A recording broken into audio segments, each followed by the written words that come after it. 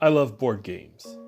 There's a certain joy I have when sitting in the living room with my family, opening up a fun board game and losing yourself in the competition. In a world of video games, YouTube and TikTok, it's easy to plug into the internet and lose the connection of people around you. There is a real bonding experience when it comes to board games. Well, there are board games that exist that have real dark origins that revolve around the oppression and struggle for minorities. This is how America normalized racism via board games.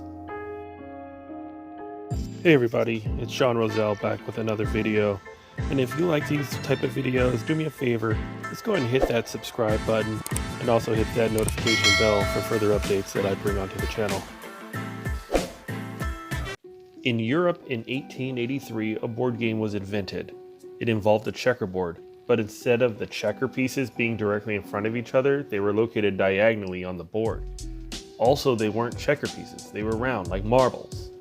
The object of the game is to move your pieces to the opposing player's side. You move by one square and you have to hop over an opposing player to remove them from the game. This game was called Hoppity.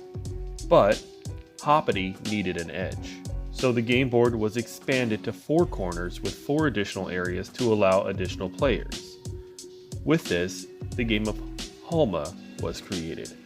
But this was not enough for the simplistic version of checkers. So they ditched a square checkerboard for the game and replaced it with a more complicated star format called Star Halma in 1882. This game gained popularity in Europe and soon found itself within the United States. In the United States, there was a weird predicament. In 1882, the United States passed the Chinese Exclusion Act, which prevented Chinese and Japanese immigrants from migrating to the United States. However, the United States, in the midst of the Yellow Peril fear attack on the Asians, also romanticized Asians from afar.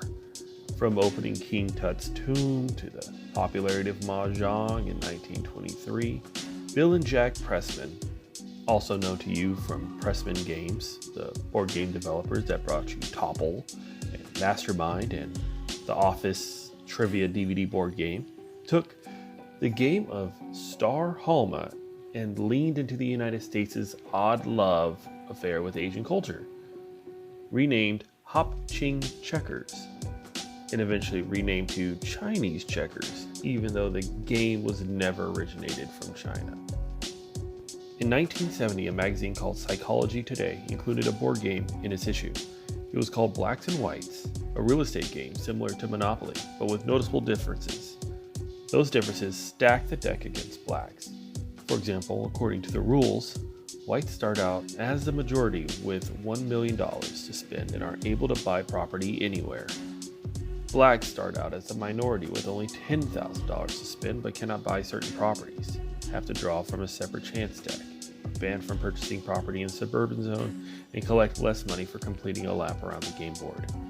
Blacks are limited to certain areas of the board until they have accumulated at least $100,000. The game is designed that blacks already have an unfair advantage and statistically will lose every game when played. Now, this game was designed to teach white Americans about the struggle for black Americans economically. And among psychologists, it was a great tool to teach, but it also failed to gain traction and was discontinued very soon. And I understand the struggle. I mean, you want to try to teach racism to a whole group of people, but will people listen?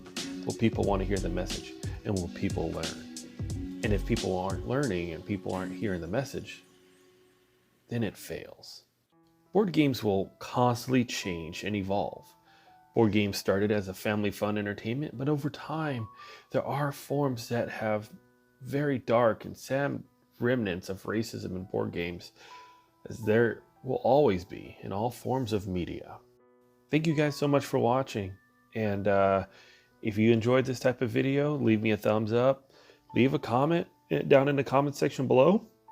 I also have my Patreon at patreon.com/H.A.N.R. Thanks for watching and educate yourselves.